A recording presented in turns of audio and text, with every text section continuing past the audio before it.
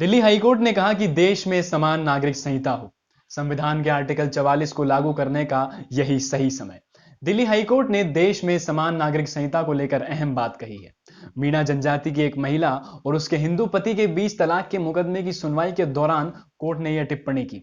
High court ने कहा कि देश में समान नागरिक संहिता की जरूरत है और इसे लाने का यही सही समय है। कोर्ट ने केंद्र सरकार से इस मामले में जरूरी कदम उठाने को भी कहा है। इस केस में पति हिंदू मैरिज एक्ट के हिसाब से तलाक चाहता था, जबकि पत्नी का कहना था कि वह मीणा जनजाति की है। ऐसे में उस पर हिंदू मैरिज एक्ट का कोई भी नियम लागू नहीं होता। पत्नी ने मांग की थी कि उसके पति की तरफ से फैमिली कोर्ट में दायर तलाक की अर्जी को खारिज किया जाए। उसके पति ने हाई कोर्ट में पत्नी की इसी दलील के खिलाफ याचिका लगाई थी। कोर्ट ने कहा कि भारतीय समाज में जाति, धर्म और समुदाय से जुड़े फर्क खत्म हो रहे हैं। इस बदलाव की वजह से दूसरे धर्म और दूसरी जातियों में शादी करने और फिर तलाक होने में दिक्कतें आ रही हैं।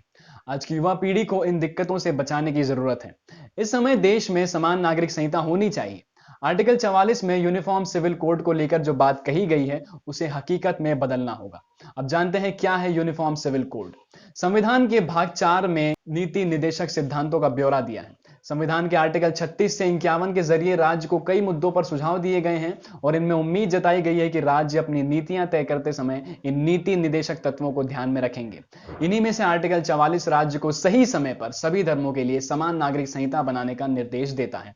आसान शब्दों में समझे तो यूनिफॉर्म सिविल कोड यानी देश के सभी नागरिकों के लिए एक जैसा पर्सनल लॉ लागू करना राज्य की ड्यूटी है। आर्टिकल 44 का उद्देश्य है कमजोर वर्गों से भेदभाव की समस्या को खत्म करके देश भर में विभिन्न सांस्कृतिक समूह के बीच तालमेल बढ़ाना। संविधान सभा में प्रारूप समिति के अध्यक्ष डॉक्टर भीमराव अंबेडकर ने संविधान निर्माण के वक्त कहा था कि समान नागरिक संहिता अपेक्षित है, लेकिन फिलहाल इसे विभिन्न धर्मावलंबियों की इच्छा पर छोड़ देना चाहिए। इस तरह संविधान के मसौदे में आर्टिकल 35 को अंगीकृत संविधान के आर्टिकल 44 के रूप में शामिल कर दिया गया और उम्मीद की गई कि जब राष्ट्र एकमत हो जाएगा तो समान नागरिक संहिता अस्तित्व में आ जाएगी। देश में अभी क्या स्थिति है, ये जानना भी जरूरी है। देश में अभी हिंदू और मुसलमानों के लिए अलग अलग पर्सनल लॉ है। इसमें प्रॉपर्टी, शादी, तलाक और उत्तराधिकार जैसे कई मामले आते हैं। यूनिफॉर्म सिविल कोड पर पॉलिटिकल बहस होती रही है। अक्सर सेक्युलरिज्म से जुड़ी बहस में भी इसे शामिल किया जाता रहा है। जो लोग इसके समर्थन या विरोध में हैं, उनकी इससे सोशल और रिलीजन असर को लेकर अलग अलग सोच है। भाजपा हमेशा इसके फेवर में रही है, जबकि कांग्रेस इसका विरोध करती रही है। पहली बार यह कब सुर्खियों में आया? 1985 में शाहबानो केस के बाद यूनिफॉर्म सिविल कोड सुर्खियों में आया। सुप्रीम कोर्ट ने तलाक के बाद शाहबानो के पूर्व पति को गुजारा भत्ता देने का ऑर्डर दिया था। इसी मामले में कोर्ट ने अपने फैसले में कहा था कि पर्सनल लॉ में यूनिफॉर्म सिविल कोड लागू होना चाहिए।